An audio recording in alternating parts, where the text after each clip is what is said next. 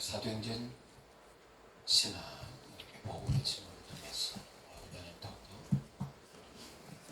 사도행전에 대한 깊이 있는 신학적인 깊이를 우리가 경험하게 해주시고 배우는 학생들에게 깨닫는 지혜를 허락하여 주옵소서. 예수 그리스도의 이름으로 기도합니다. 아멘. 우리가 이제 저번 주부터 선교와 증거에 대해서 이렇게 했고요. 선교와 증거 부분에 대해서 특별히 선언과 어휘 부분에 대해서 있었어요. 그래서 어휘 부분의 첫 번째는 뭡니까? 마르투스에 대해서 우리가 배웠고, 다음에 그래서 증거, 마르투레오 부분에서 증거 부분에 대해서 이야기하고 있습니다. 증거에서 가장 핵심은 뭡니까?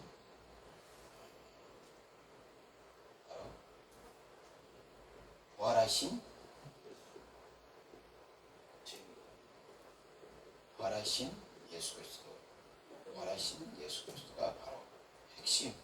부활하신 예수 그리스도, 그분의 십자가와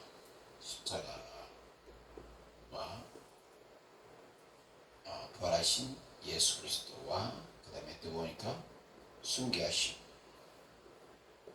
예수 그리스도의 순교하심, 이 부분이 가장 이 증거의 가장 핵심 부분이라고 보겠습니다. 증거의 부분에서. 그래서 예수님의 제자들이 이제 이걸 통해서 증거를 하게 된 거죠. 그래서 증거에서 이제 12제자가 증거하는 것과 그다음에 6장에는 누가 증거합니까? 스데반이 증거하고 있고, 그 이후에는 뭐예요? 바로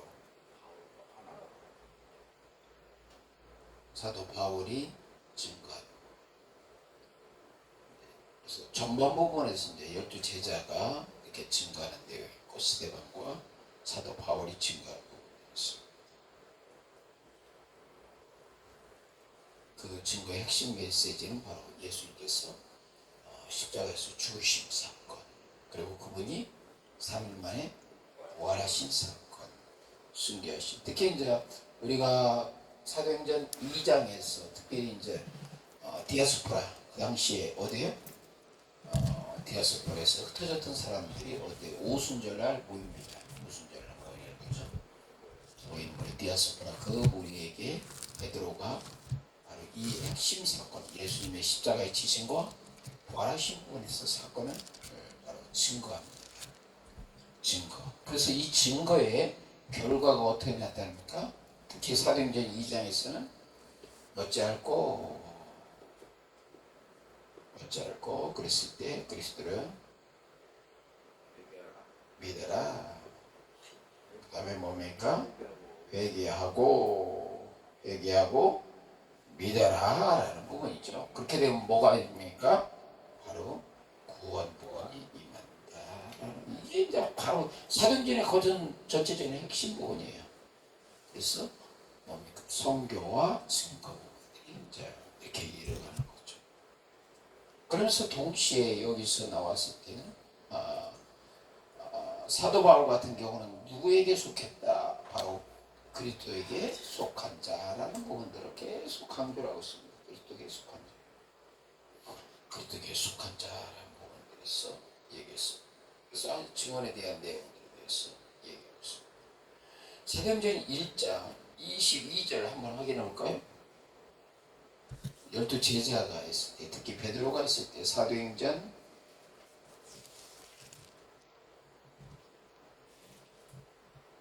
1장 22절. 사도행전 1장 22절 뭐라고 얘기하고 있습니까? 항상 우리와 함께 다니던 사람 중에 하나를 세워 우리로 더불어 예수의 부활하심을 증거할 사람이 되게 하여야 하리라 하거늘. 그렇죠. 여기서 그러니까 12제자 하나는 사람이 그게 바로 마띠아죠. 마띠아가 이제 대위복귀 됐는데 핵심 뭐야? 항상 우리와 함께 갔다는 부분이죠. 그렇죠. 그들이 누구를 정하는 거예요? 바로 예수 그리스도의 부활하심을 증거하는 부분이죠. 12제자를 선정하는 부분이죠.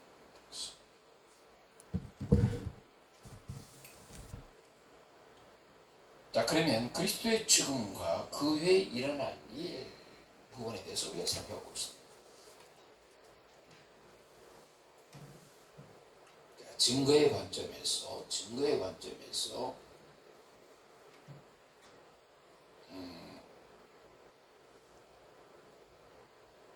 사도행전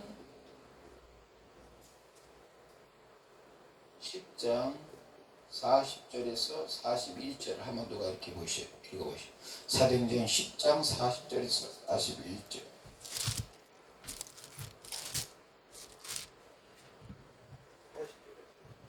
예, 40절 10장.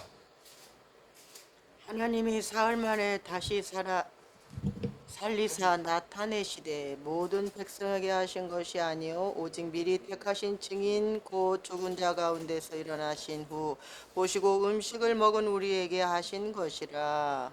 아멘. 아멘. 10장 44절은 바로 누구에 대해서 얘기냐면 고넬료죠. 오늘요. 고넬 이방인에 대해서 증거한 거죠. 이방인인 고넬료에게 이렇게 증거하는 부분인데 여기서도 핵심 메시지가 뭐죠? 10장 40절하고 42절에 핵심 메시지는 뭡니까? 다시 살리심이죠. 그렇죠? 바로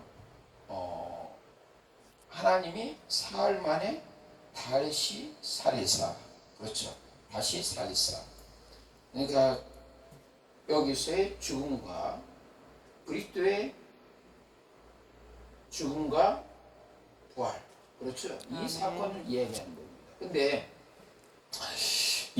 여기서도 놀라운 부분이 나타납니다. 이방인 백부장 고넬료에게 그리스도의 죽음과 다시 살리신 이 사건, 이것을 증거했을 때 어떤 것이 나타나죠?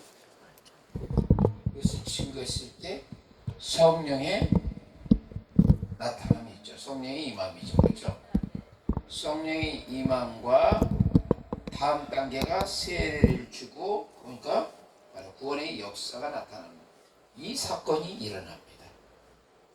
근데 이 사건에서 가장 변화시키는 핵심 메시지 뭐야? 예수 그리스도의 죽으심과 부활하심 부분이죠.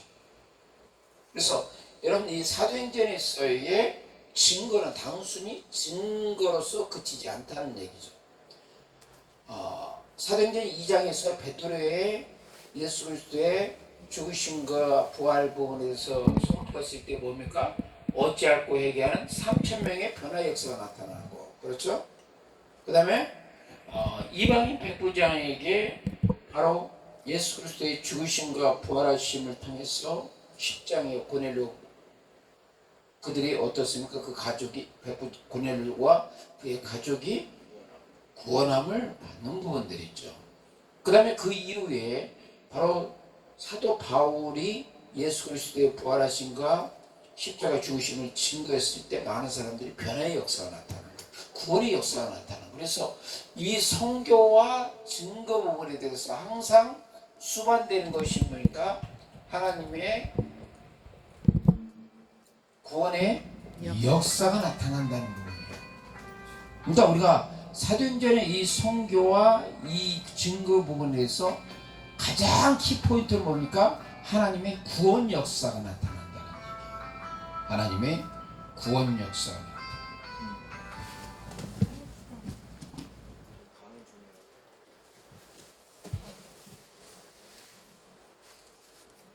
사도행전 이제 26장 22절 사도행전 26장 22절을 한번 보시죠. 사도행전 26장 22절.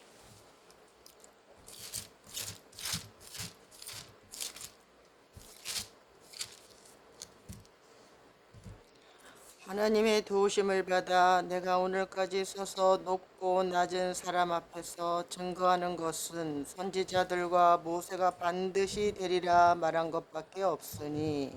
아멘. 아멘. 그래서 여기서 이제 중요한 메시지가 이제 하나씩 나오죠. 증거 부분에 대했을 때 십자가와 부활하심과 승리하신 부분에 대해서 이렇게 증거를 하고 있는데요. 이 사건의 증거의 이전에 누구의 증거가 있습니까? 선지자의 증거가 있다는 얘기죠. 그러면 선지자는 어느 시대죠? 구약 시대죠. 구약 시대. 그리고 사도행전 이때는 무엇입니까? 신약 시대다. 그럼 무엇을 갖고 있어? 구약과 신약의 바로 연속성을 이야기하는 거예요. 동일함. 하나님의 계시의 연속성을 이야기합니다. 그러니까 하나님의 이 구원의 선포 부분은 이미 구약 시대 때 부분에 대해서도 선지자를 통해서 선포하셨고, 그 다음에 신약 시대 때 예수 그리스도의 십자가의 죽으심과 부활하심을 통해서 그것을 성취하셨고, 자, 상당히 중요한 부분입니다. 구약 시대 같은 경우는 선지자를 통해서 그것이 증거됐어요. 그리고 신약 시대 때 예수 그리스도의 십자가의 죽으심과 다시 사신 부활하심을 통해서 그것이 뭐야? 성취됐고, 다시 예수님의 제자들을 통해서 뭔가 그것이 다시 증거된 거예요. 근데 그 증거는 뭐야?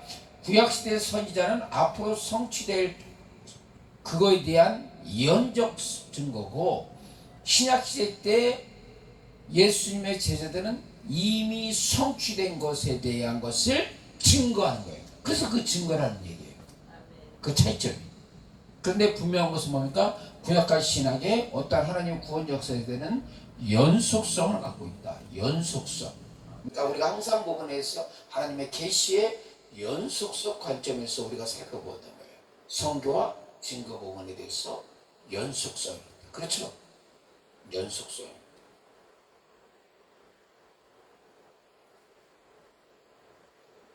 그리고 그분이 누가 살리는가? 그래서 사도행전 2장 32절 도대체 누가 살렸는가? 사도행전 2장 32절 한번 보세요. 그 예수를 누가 살리셨습니까? 2장 32절. 이 예수를 하나님이 살리신지라. 자, 여기서 하나님이 살리셨다는 거죠. 이 예수를 하나님이 살리니까 여기에 대한 이제 핵심 메시지죠. 예수님께서 십자가의 지심과 부활하심과 승리하신 부분인데, 그 예수님을 누가 살리셨다? 하나님이 살리신. 이 부분에 중요한 메시지를 갖고 있죠. 하나님께서 살리셨다. 하나님께서 살리셨다. 그러면 그분은 어떤 분이냐?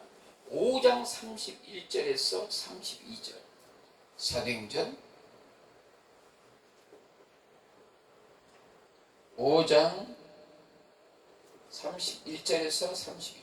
도대체 5장 31절하고 32절은 어떤 것을 얘기하고 있습니까? 사도행전 5장 31절하고 32절. 우리는 입에 진리로 하나님이 자기를 순종하는 사람들에게 주신 성령도 그러하다 아니라 저희가 듣고 크게 놓아야 사도들을 없이 하고 갈때 사도행전 5장 31절하고 32절에 보니까 뭡니까? 이스라엘로 회개케 하사. 뭐를 하사? 회개케 회개케 하사. 죄사함을 얻게 하사. 뭐를 하는 거야? 죄사함을 얻게 하고. 자, 여기서 중요한 또 메시지가 있습니다. 그래서 여기서 증거의 핵심 메시지가 지금 다 나타나고 있는데요. 예수님의 십자가의 지심과 부활하심과 그분의 승리하신 부분 있을 뿐 아니라, 그분이 누구다? 그러니까 하나님은 예수 그리스도를 살리신 분이고, 예수 그리스도는 뭐가? 죄사함을 주신 분이다. 이게 이제 구원에 있어서 이 죄사함은 절대적입니다. 아멘. 아멘. 구원에 있어서 이 죄사함은 절대적입니다. 그래서 실질적으로 우리가 공안보험하게 되면 내 친구가 중국변자 걸린 친구를 데려오죠. 그래서 군중에 에어사이니까 어때요? 지붕을 뚫고 내려옵니다. 내려왔을 때 예수님께서 그 중병자 환자에게 뭐라고, 내 믿음이 먼저 죄사함을 선포합니까? 아니면 치료를 선포합니까? 죄사함을 선포합니다. 거기서 중요한 거는 인자는 뭐야? 죄사함의 권세가 있다는 얘기죠. 앞에 없으면 하마로 되거든요. 이 죄사함은 뭐가 시되는 게 그분이 십자가의 지심과 부활하신 부분이 전제가 되는 거예요. 네. 그래서 인자는 죄사함의 권세가 있다. 그래서 우리가 이제 이러한 그 내용들을 보면 상당히 중요한 부분입니다. 예수를 누가 살리셨다? 하나님이 살리셨다. 예수님은 어떤 분이시다? 죄 사시는 분이시다. 그리고 그 예수는 십자가와 부활하심과 승귀하신 분이다. 이것이 어떤 사도행전에 나타나는 가장 핵심 메시지예요. 우리가 여러 가지 보게 되면 베드로나 스데반이나 또한 그 사도 바울이나 이것을 계속 반복적으로 증거를 하고 있어요. 근데 왜 이것을 증거냐? 이것의 증거를 통해서 뭐가 나타나는 거예요? 바로 구원의 역사가 나타나는 거예요. 여러분 그 사도 바울이 그 당시 이제 사울이라는 자가 다메섹 동상에서 바로 예수 믿는 사람을 핍박하기 위해서 바로 대제사장의 공문을 가지고 다메섹으로 갔을 때 그 도상에서 누구를 만납니까? 예수님. 근데 우리가 여기서 중요한 것이 하나가 빠뜨린 게 있어요. 단순히 자 여기서 이제 그 부활하신 부분에 대했을 때 아주 중요한 메시지를 갖고 있는데 그 당시에 다메섹에서 다메섹 그 도상에서 그 당시는 사울이죠. 사울이 누구의 공문을 가지고 대제사장의 공문 왜 갔습니까? 믿는 자를 핍박하기 위해서. 믿는 자를 핍박하기 위해서 갑니다. 근데 누구를 만납니까? 예수를 만나는. 그런데 여기서 중요한 부분이에요. 그 예수가 어떤 예수냐는 얘기예요. 부활하신 예수예요. 그러니까 우리는 다메섹 도상에서 그냥 사도 그 당시에 사울이 예수를 만났다 그걸로만 생각하고 있는데 그 이상의 의미가 있습니다. 그 이상의 의미는 뭡니까? 바로 사울이라는 바울이 부활하신 예수님을 만난 거예요. 여기서 사울이 이 부활하신 예수를 만났을 때 그 인생의 터닝 포인트가 일어납니다. 부활하신 예수를 통해서. 그래서 항상 이 십자가와 부활과 승귀하심은 뭐하고 연결되냐면 구원과 연결된 부분을 우리가 사도행전의 전체적인 맥락에서 우리가 살펴볼 필요가 있어요. 이걸 놓치면 안 돼요. 특히 어떤 관점에서? 성교와 증거의 관점에서. 그래서 마르투레오 바로 증거. 마르투스는 증인이고 마르투네오는 증거입니다. 증거. 근데 증거에 대한 콘텐츠 내용이 있잖아요. 증거에 대한 콘텐츠 내용은 뭐다? 바로 예수님을 하나님께서 살리셨고 예수님은 제3의 권세가 있고 바로 증거하는 내용들은 콘텐츠는 예수님의 십자가와 부활과 승귀하신 부분이다. 그러니까 심지어 새로운 그 가룟 유다를 대체하는 새로운 12제자에 속한 그룹에 속하는 마띠아 조자까지 왜 선택했습니까? 선택한 이유가 있잖아요. 그것은 예수님을 증거하라는 거예요. 아멘. 그러니까 우리가 이 관점에서 이런 맥락에서 전체적으로 살펴보고 심지어 바로 사울이라는 자가 다메섹 도성에서 부활하신 예수님을 만남을 통해서 그 인생의 터닝 포인트가 일어났고 그것을 통해서 물론 가장 핵심이 뭐예요? 거기에서 구원의 역사가 나타났고 구원의 역사를 통해서 바로 사명이라는 것을 받은 거죠.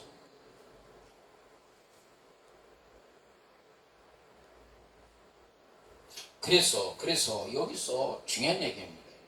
신학자 트리테스는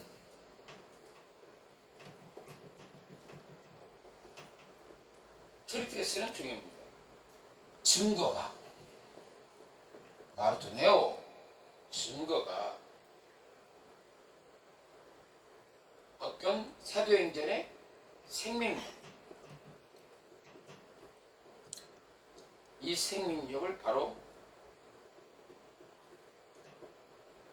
독자들에게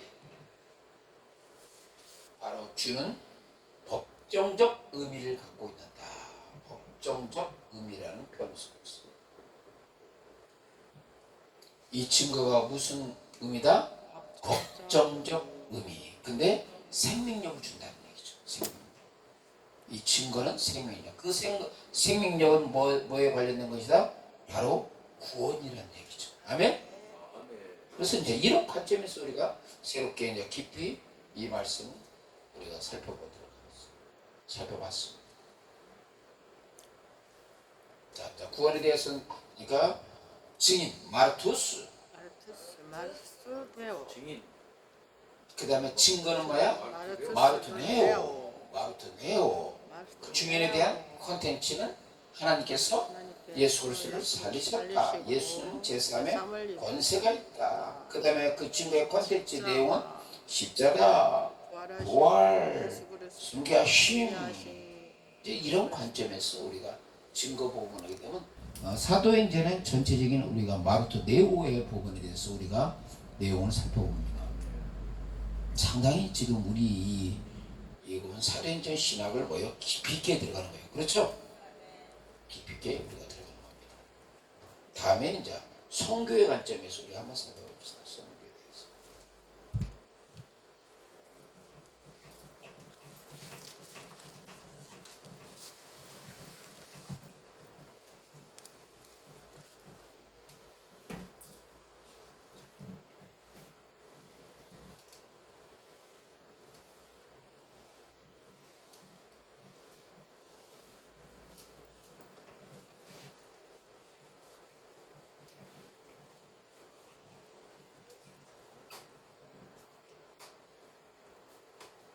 우리가 처음에는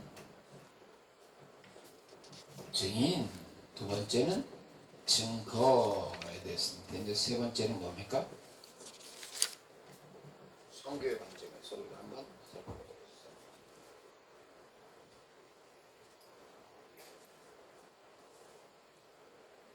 이제 성교의 관점에서 중요한 것은 이제 사역. 선교 사역이 뭐냐? 사역의 대상은 뭡니까? 모든 나라예요. 이것이 사도행전 1장 8장에 분명히 나오고 있죠. 그러니까 우리가 이런 전체적인 맥락은 오직 성령이 임하시면 너희가 권능을 받고 그 다음에 대상이 뭐예요? 예루살렘. 그렇죠? 그 다음에 온 유대 사마리아 땅끝이죠. 결국 뭐예요? 모든 나라죠. 모든 나라를 이야기합니다. 모든 나라의 선교는 뭡니까? 영원한 생명이죠. 모든 나라의 영원한 생명입니다. 생명을 주는 바로 하나님의 선교다. 하나님의 선교. 그래서 이제 여기 선교에 대한 것은 뭐예요? 생명력을 준다는 얘기죠. 생명력. 아까 얘기했을 때 생명력을 다른 표현으로 뭘로 썼습니까? 구원에 대해서. 또 다른 표현을 쓴 게 영생이죠. 근데 대상은 뭐야? 모든 나라. 그것이 유대인뿐 아니라 이방인까지 포함한 모든 나라에게 바로 생명을 주는 하나님의 선교다.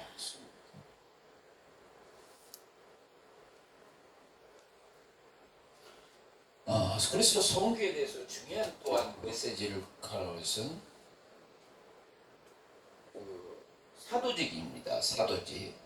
아포스톨레.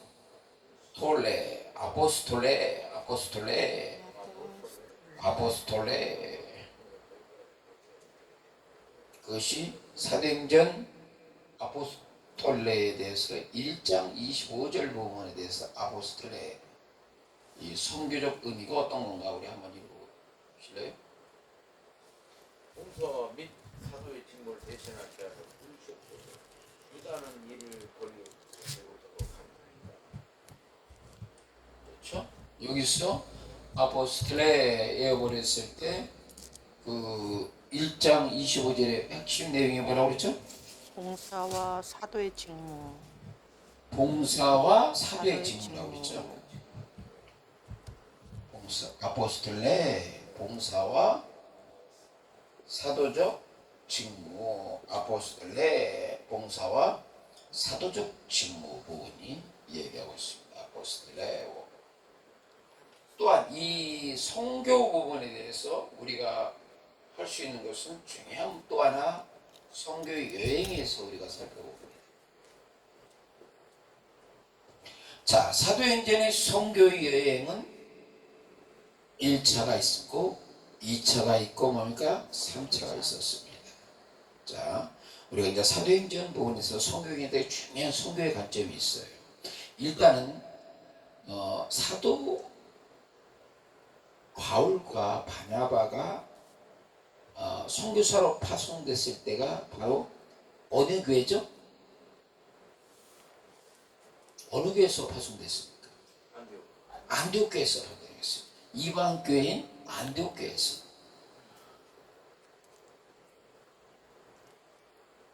바로 안디옥 교회에서 선교사로 파송이 됐습니다. 선교사로 파송.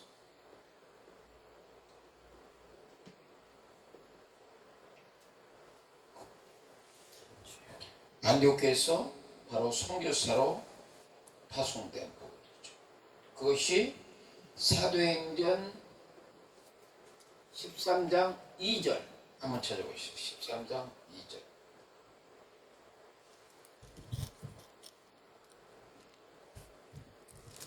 저를 금식할 때 성령이가 라는데 제가 불러시키는 일을 위하여 바나바와 사도 따로 세우셨으니.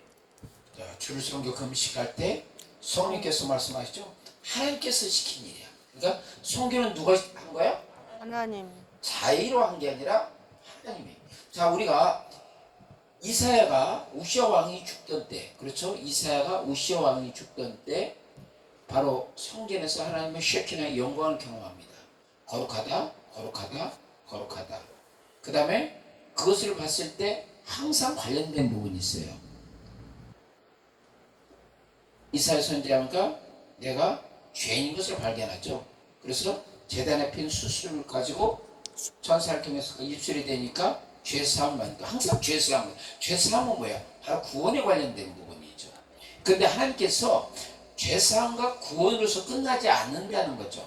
그때 하나님께서 이사야를 선교사로 파송합니다. 누가 우리를 위하여 갈고? 그렇죠? 누가 우리를 위하여 갈고 했을 때 이사야가 대답합니다. 내가 여기 있나이다 나를 보내소서 라는 부분이죠.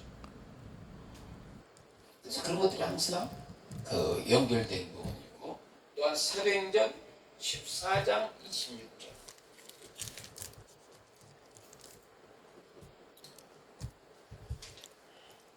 사도행전 14장 25절.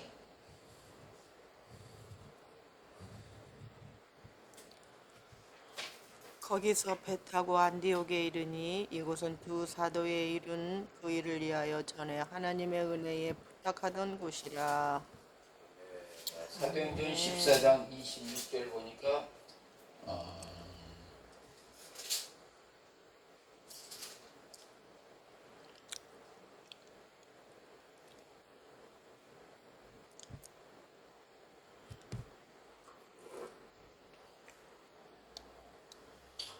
1차 선교여행을 마친 상황이에요. 그렇죠? 그러니까 사도행전 13장 2절은 1차 선교 사역을 하나님께서 보내신 부분이고, 14장 26절은 1차 선교를 마치고 나서 다시 어디로 돌아옵니까? 안디옥 교회. 안디옥 교회로 14장 26절에 보니까 뭡니까? 배 타고 어디에 이르러? 안디옥에 이르니. 안디옥에 이른다. 파송됐다는 대로 다시 돌아오는 부분이죠. 그렇죠? 아멘. 파송되는 이게 이제 1차 선교여행 부분에서. 그 다음에 사도행전 15장 38절. 15장 38절.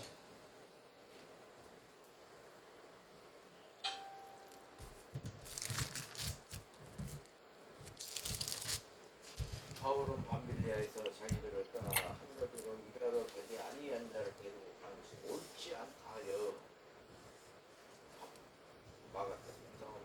이건 이제 마가 때문에 싸운 거예요. 그렇죠? 마가 때문에 마가라는 15장 이제 이 상황은 뭐냐면 2차 선교. 지금 1차 선교가 끝났고 이제 뭐갑니까? 2차 선교입니다. 1차 선교는 바로 세 사람이 출발하죠. 누굽니까? 1차 선교. 바로 바울과 바나바와 마가가 해서 마가 구브로로 갔다가 비시디아 안디오 그다음에 밤빌레아 버가까지 갑니다. 그때 선교 도중에 이탈하는 사람이 있습니다. 누굽니까? 마가죠. 왜 이탈합니까? 선교가 쉬워요, 어려워요? 그 더군다나 젊은 친구가 해서 거기에 역병도 일어나고 춥고 배고프고 아이고 못 살겠다 도망가자 해서 마가가 이탈합니다. 그러니까 그런 상태에서 이고니온 누스드라 더베까지 가서 누스드라에서 돌맞고 사도 바울이 거의 죽을 뻔 했다가 다시 살아나고 해서 이고니온 누스드라 그 다음에 더베까지 갔어. 더베에서 누구를 만납니까? 바로 그때 사도 바울이 제자인 디모데를 만납니다. 1차 선교인데 그래서 더베에서 다시 돌아와서 안디오로 귀환하고 나서 다시 2차 선교 여행을 시작하는데 그때 사도 바울이 이제 바나바랑 떠나려고 하는데 바나바는 또 누구를 데리고 가려고 그래? 마가는 바나바의 뭡니까? 조카입니다. 조카. 그러니까 마가가 밤빌레아 버가에서 중도에 이탈했지만 지금 생각해보니까 잘못한 거거든. 회개하고 저기 같이 가자고 했는데 바울하고 바나바하고 대판 싸웁니다. 이렇게 중간에 선교 이탈한 데서는 덕이 안 된다. 같이 못 간다. 바나바는 그래도 가자. 그래서 대판 싸우고 나서 어떻습니까? 바나바하고 마가는 구보로로 선교 사역을 하고 그 다음에 바울은 신라랑 같이 해서 2차 선교가 끝난 게 바로 이 사역들이죠. 그러니까 이 사역의 선교 사역은 이러한 사역으로서 1차, 2차, 3차 이렇게 선교 사역하는 부분들이 나옵니다. 또한 이제 여기서 이제 선교 부분에서 중요한 메시지가 있습니다. 그것은 뭐냐면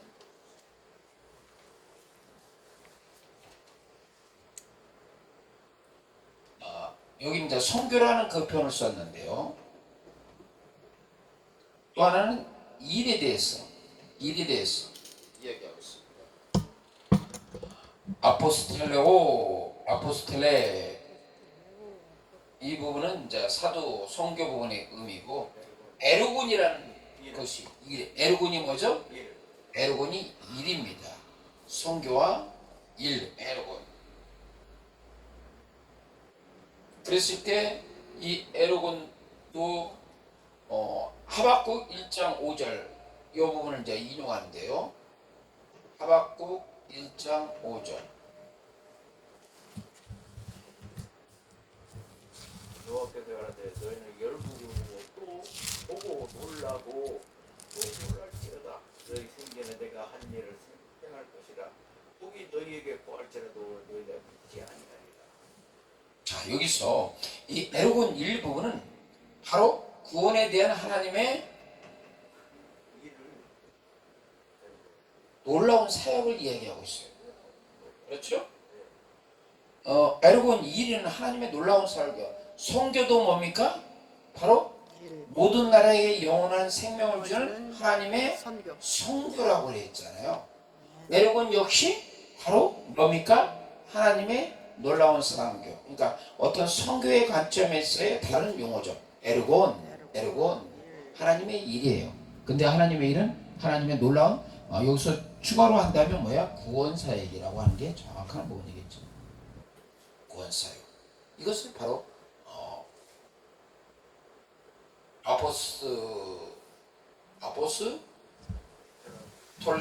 아포스톨레라는 부분 이것과 에르곤 아포스톨레와